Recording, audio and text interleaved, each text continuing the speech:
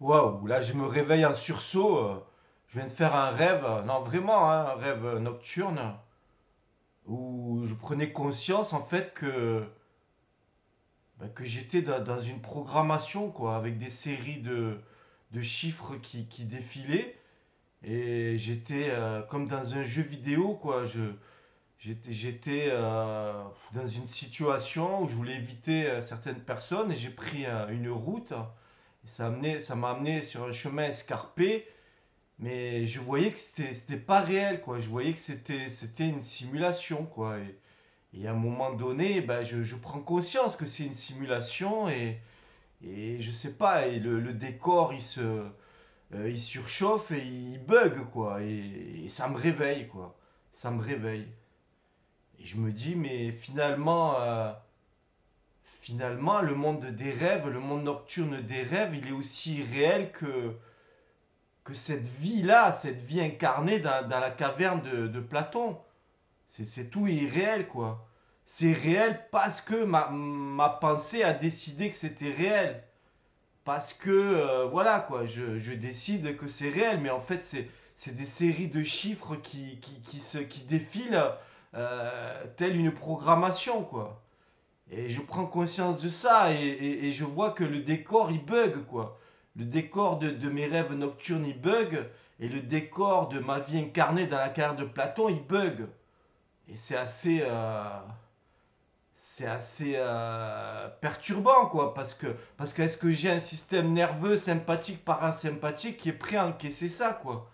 Parce que voilà, moi je fais un chemin de, on va dire, de démystification, de désillusion, où petit à petit, dans ce jeu du complotiste, voilà, j'ai débunké, j'ai compris que je vivais dans une matrice avec des acteurs de crise qui me faisaient croire à des psyopes, tu vois, des journalistes avec un fond vert qui derrière eux font défiler des images de guerre, que c'est Call of Duty ou c'est des images de guerre d'un film, tu vois, et le faux se mélange avec du vrai, tu vois, c'est tous ces psyopes. Et là, maintenant, carrément, je me retrouve, voilà quoi, à faire bugger le décor, quoi, à faire bugger la programmation, quoi. Comme dans Matrix, je vois que c'est des séries de chiffres qui défilent et je me dis, waouh, waouh, où je suis là, qu'est-ce que je viens vivre ici dans cette caverne de Platon, quoi. Est-ce que je viens expérimenter mes propres créations, ma propre corruption, ou voilà quoi, où je me suis mis en état de prisonnier et je viens vivre, voilà quoi, d'anciennes créations, d'anciennes corruptions pour comprendre les vraies lois de la vie, quoi, du vivant. Tu vois le truc? Bon, là c'est mardi. Le mardi c'est Agora. Le mardi, je retrouve Jackie sur le banc public devant le carrousel, hein, devant la Méditerranée. Et voilà, et on refait le monde et on se témoigne. Voilà, lui, il est dans une trame très, très rationnelle, mais dans une humilité à te couper le souffle. Et on peut se témoigner, quoi, même si on n'est pas aux mêmes étages de conscience, même si on n'a pas. Voilà, lui, il vit une vie d'artiste, de peintre, de littéraire, d'écrivain, voilà, tranquillou, quoi, hein. Et puis moi, je suis un peu plus, on va dire, entre guillemets, un peu plus perché, un peu plus dans des abstractions, quoi, un peu plus, voilà, je vais au-delà de ce qui semble être la vie ordinaire, quoi. Mais nos échanges sont assez fructueux et c'est un kiff de se témoigner, de se retrouver, quoi.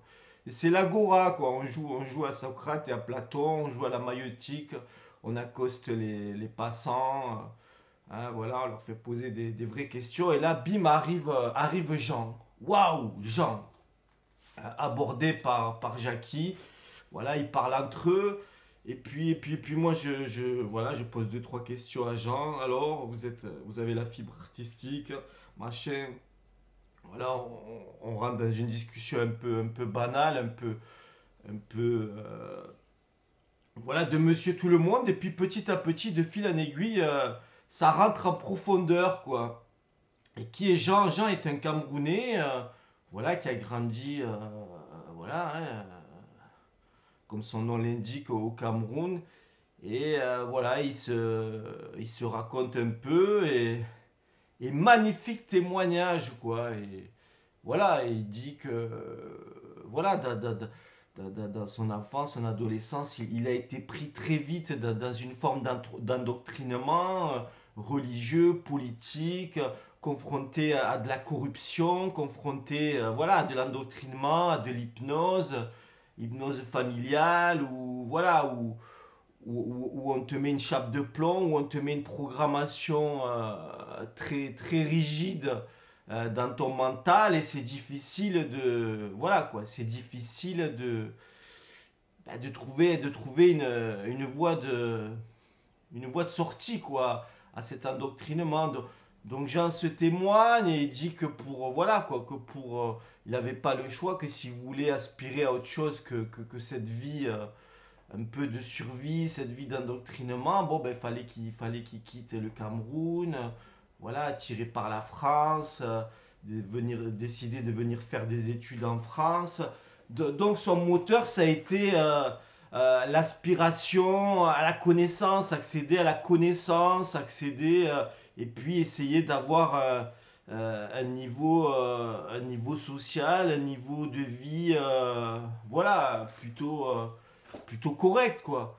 Donc il réussit à quitter le pays, il se retrouve en France, et lui, son aspiration première, c'est la sociologie, c'est la philosophie, c'est Bourdieu, c'est Spinoza, hein, c'est les philosophes grecs. Et puis malgré lui, bon, ben, il se retrouve à faire du droit administratif, et aller jusqu'au doctorat, quoi. Et donc ça lui donne la possibilité d'être avocat et d'enfiler un costume social pas dégueulasse du tout, et pouvoir mener une vie plutôt bien, quoi. Un niveau social plus qu'honorable, accéder à une connaissance, etc., etc. Et puis, Jean, je sais plus quel âge il a, voilà quoi, il a plus de, il a dans les 70 ans, enfin je me sais plus, hein, pardonne-moi si tu m'écoutes.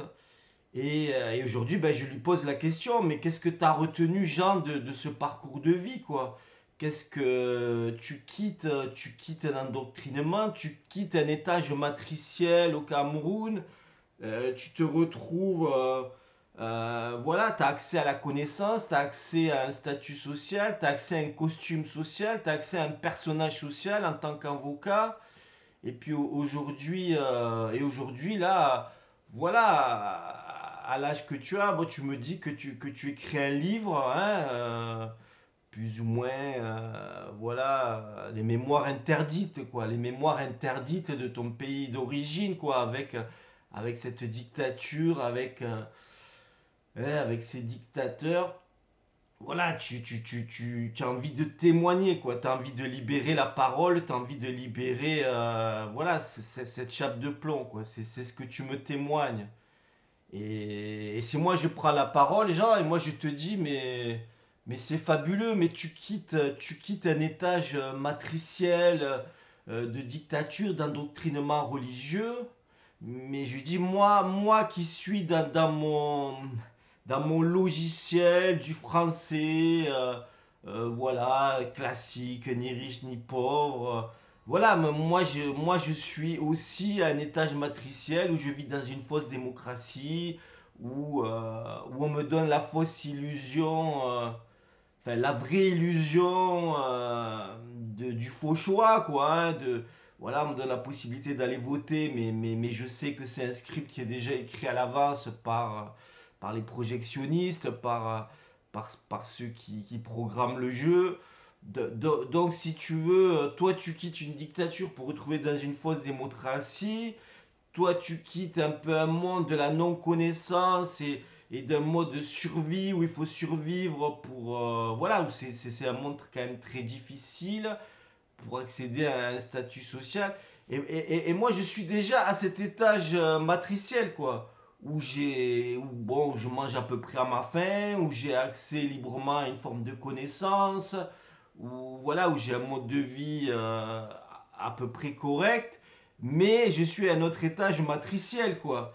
Et je te dis que, ben ouais, moi, la connaissance, à un moment, les sachants, les, cette connaissance qui est prodiguée à l'école, bon, ben moi, je l'ai jeté, je l'ai rejeté parce que j'ai compris que c'est un autre étage matriciel, c'est une autre illusion, c'est une connaissance qu'on a essayé de m'imposer pour me conditionner dans cette matrice, pour faire de moi un être conditionné et qui rentre dans les codes, les dictats de la matrice occidentale, qui pour avoir un boulot et être un bon mouton dans cette matrice. Donc moi j'ai fait des... comme je dis ça en rigolant, voilà, j'ai tout brûlé, quoi. Voilà, mes bibliothèques, je les ai brûlées, cette connaissance, je l'ai brûlée, parce que c'est une connaissance qui me dérivait, qui me déviait de mon être réel. Et bon, après, Jean, on s'est vu, je sais pas, hein, on a partagé une petite heure, mais on est allé profond, quoi. Et à la fin, voilà, moi, la question que je te pose, c'est, mais au bout de ce chemin de vie, là, qu'est-ce qu'il reste, quoi? C'est quoi c'est quoi la finalité, quoi? Et tu me dis que finalement, le but du jeu, c'est de préserver sa dignité, quoi. C'est de préserver son incorruptibilité. Parce qu'en tant qu'avocat ou à défendre des causes administratives, bon, tu ne t'es pas, tu n'as pas triché avec toi-même, tu ne t'es pas trahi, tu n'as pas trahi tes pairs, et tu as réussi à préserver ta dignité, et tu as réussi à un peu te déloger, te dématrixer de l'endoctrinement camerounais, de toute cette dictature, voilà, pour te trouver dans un pays illusoirement un peu plus libre, et puis tu as fait ta vie. Mais aujourd'hui, quand tu regardes le décor, rien n'a changé. Quand tu regardes ton pays d'origine, bon, bon, le décor a changé, la dictature reste la dictature, la corruption reste la corruption. Il y a rien qu'à bouger, quoi, d'un millimètre, quoi. Et donc tu te dis, finalement, le chemin, c'était finalement de préserver sa dignité, de ne pas tomber dans la corruption, de ne pas tomber dans les alliances, dans les pactes FM, tout ça, qui te tournaient autour. Et voilà, et je me dis, moi c'est pareil, quoi, c'est préserver ma dignité, quoi, c'est, on est là sous un casque holographique, on est là dans une simulation matricielle, où tout est corruption, où tout est fake, où tout est artificiel, où tout est synthétique. Et finalement, quand tu regardes le début de ta vie, je regarde aujourd'hui, je me dis, ouais, qu'est-ce que tu peux faire d'autre que préserver ta dignité, que préserver ton incorruptibilité. Et je vais un peu plus loin, et c'est revenir en retour au soi, quoi. Voilà, je ne peux faire rien d'autre. Parce que si moi je regarde, voilà, quand j'allais voter non à l'Europe et que c'est le oui qui gagne, bon, aujourd'hui, 20 ans plus tard, bon quand tu vas voter, c'est toujours pareil, c'est la même corruption. Le script, il est toujours écrit par les programmeurs et il y a rien qui a changé, quoi. Le décor, on fait semblant de le faire bouger, on fait semblant de le colorier d'une autre manière, on joue avec les formes, mais les programmeurs restent les programmeurs. Donc je me dis ce chemin-là, finalement, la seule marge de manœuvre qu'on a, c'est de préserver notre dignité, c'est de préserver notre incorruptibilité, c'est de préserver qui l'on est, quoi, à l'intérieur de soi-même, notre royaume, notre être intérieur. Donc Jean, enfin moi j'ai été sublimé par notre échange parce que à une heure on a résumé la vie humaine, quoi, la vie humaine, et on l'a ramené à la perspective universelle en fait. On a ramené et on s'est retrouvés. On s'est retrouvés tous les deux parce que finalement, finalement notre cheminement, si toi t'as pas le même ADN, si toi t'as pas la même génétique, si toi, voilà, t'es un petit peu omnibulé par ton pays d'origine et que tu as envie de témoigner, libérer la parole sur ces mémoires interdites et que ça te fait du bien d'écrire un livre pour déjà te libérer toi-même et puis si ça en fait résonner d'autres, à travers ton livre, voilà, tu te fais du bien. Et ben moi c'est pareil, moi je me témoigne à travers... aujourd'hui c'est à travers des petits audios, des petites vidéos YouTube où je libère ma parole pour justement témoigner à partir de mon personnage matrixé, essayer d'aller vers cette perspective universelle où la marge de manœuvre de l'être incarné aujourd'hui de ce que j'appelle moi la simulation, la projection, la caverne de Platon, eh bien c'est de préserver notre dignité, c'est de préserver notre authenticité, c'est de préserver notre être intérieur, quoi. On peut rien faire d'autre. Parce que si on regarde, déjà, si tu regardes ton point de départ, et aujourd'hui, un peu sur la ligne d'arrivée, on va dire, le décor est le même, la corruption est la même, le niveau d'hypnose est le même. Et voilà, et moi c'est pareil, de mon côté c'est pareil, quand je regarde le monde extérieur, voilà quoi, la corruption est exactement la même. Alors, alors bon, suivant l'espace géographique où tu vis, bon, la corruption, elle est plus ou moins cinglante, elle est plus ou moins violente. Pour avoir un bout de pain, c'est plus ou moins violent à tel endroit géographique qu'à tel autre. Mais qu'on soit n'importe quel étage matriciel, voilà quoi, la projection, la simulation, l'hypnose, et voilà, et la même, et reste la même, et il n'y a rien qui bouge quoi. La seule chose qu'on peut faire bouger, c'est notre intériorité, c'est préserver notre authenticité, notre dignité. Voilà ce que je me dis. Et je sais qu'en partant, mon ami Jackie t'a donné un livre d'Arnaud Desjardins hein, sur le Vedanta. Et j'ai envie de dire, mais même ça, c'est un cadeau empoisonné. Parce que on parlait de poésie, genre, voilà, ton art majeur, toi, c'est la poésie. C'est là où tu arrives à réaliser une forme de profondeur. Moi, la poésie, ça a été mon art majeur entre mes 16 et mes 22 ans. Elle m'a permis de survivre à moi-même. Elle m'a permis de mettre en mots sur le papier, de coucher sur le papier mes souffrances, mes incompréhensions, mes douleurs les plus intimes et les plus fortes. Et aujourd'hui, mon art majeur, bon, j'ai envie de dire, c'est mon témoignage verbal, quoi. Mais même ces livres-là qui semblent être enfin, pour moi, qui semblent être comme des échappatoires, comme voilà, une forme d'accès à une connaissance. Aujourd'hui, pour moi, voilà, c'est un peu de l'illusion, quoi. C'est un peu, tu vois, c'est des aides, c'est des gourous, c'est les ashrams en Inde, c'est, voilà, où on te vend de l'unité, quoi. Faire un avec ce que j'appelle aujourd'hui le monde astral, le monde de l'illusion, le monde de la programmation, le monde de la corruption. Et on te dit de faire un avec ça, alors que pour moi, ça, c'est encore une illusion, une énième illusion. Parce que j'ai pas à faire un avec ce monde de l'astral, j'ai pas à faire un avec ce monde de la forme totalement corrompu, avec cette fausse lumière aveuglante et qui te vend de l'espoir. Non, j'ai à rentrer dans mon unicité, j'ai à rentrer dans mon royaume intérieur.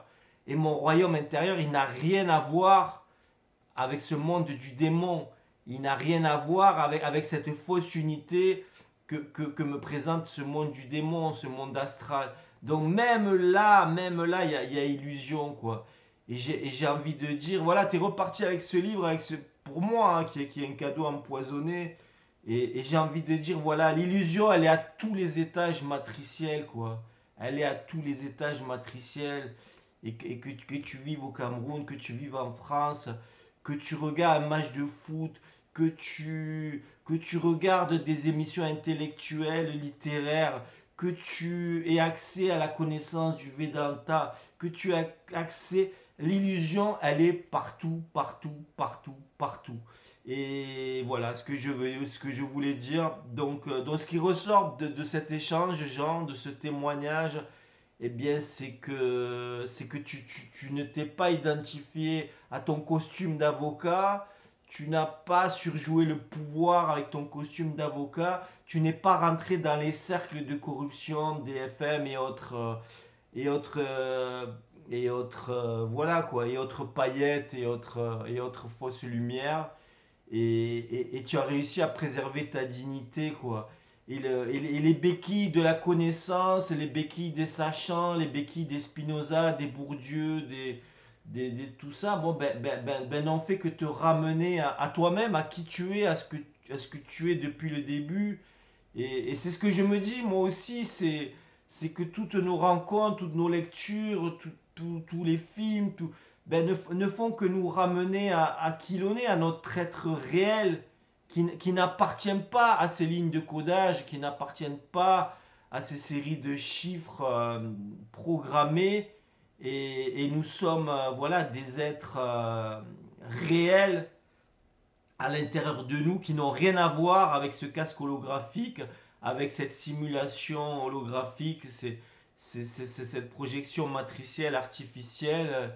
Et le décor, il ne fait que bouger en permanence, mais la corruption, elle reste la corruption. Et les ombres projetées au fond de la caverne, eh bien, il reste toujours les ombres projetées, quoi. Et les êtres simulés qui sont identifiés à ces ombres, voilà, qui vivent au Cameroun, qui vivent en France, que ce soit des sachants, que ce soit des ignorants, que ce soit des êtres en mode survie, que ce soit des êtres qui s'habillent en costume d'avocat ou de ce qu'on veut. Voilà, on reste dans la caverne, on reste dans l'illusion. Et ce qui nous ramène à soi, ben c'est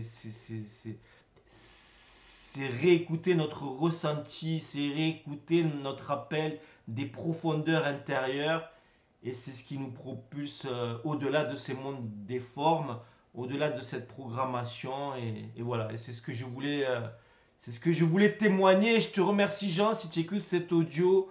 C'était vraiment du miel notre rencontre et j'espère qu'on sera amené à se retrouver sur un banc public, devant un carrousel, devant la Méditerranée ou ailleurs. Et c'est beau ces témoignages de parcours initiatiques, ces chemins de vie. Et je me rends compte que tous ceux qui sont dans ce process, c'est important qu'on ait des supports, quoi. Tu vois, moi aujourd'hui j'ai le support de l'audio, de me verbaliser, de me témoigner avec un audio. D'autres c'est à travers un livre, d'autres c'est à travers ça peut être mille choses, hein. Ça peut être une forme de méditation, ça peut être de la marche en montagne, ça peut être nager dans la mer, ça peut être de la peinture. Mais ces supports-là, ils sont importants, ces béquilles-là, elles sont importantes parce qu'elles nous permettent de rester au contact de notre être authentique, quoi, intrinsèque, quoi. Voilà. Et les êtres qui nous ont laissé des livres, des films, voilà, c'est comme le petit poussé, quoi. Ben, c'est nous-mêmes, on s'est laissé des petits cailloux, quoi, eh ben, pour nous retrouver, quoi. Mais au final, ces petits cailloux, ces béquilles, eh ben, faut pas leur donner plus d'importance que ça, quoi. Faut pas aller se ranger derrière un enseignant, faut pas se ranger derrière un écrivain. Non, non, non, faut se retrouver soi-même, se témoigner soi-même, quoi. Et ne pas alimenter des égrégores d'enseignants, d'écrivains, de tout ça. C'est ça, moi, que j'ai envie de dire. Et comme moi j'aurais tendance à le faire, à vouloir brûler un peu trop vite les bibliothèques et ceux qui nous ont laissé les petits cailloux du petit poussé. Non, avoir de la considération pour ce qu'ils nous ont laissé. mais ne pas oublier que l'essentiel, c'est de nous retrouver nous-mêmes. Et toutes les béquilles, et tous les clins d'œil, et toutes les synchronicités que nous sommes amenés à vivre, c'est toujours pour nous retrouver nous-mêmes, quoi. Et il n'y a pas à nous déposséder derrière un livre, derrière un auteur, derrière un enseignant, derrière qui que ce soit. Voilà ce que je voulais me témoigner et à plus dans le bus les amis.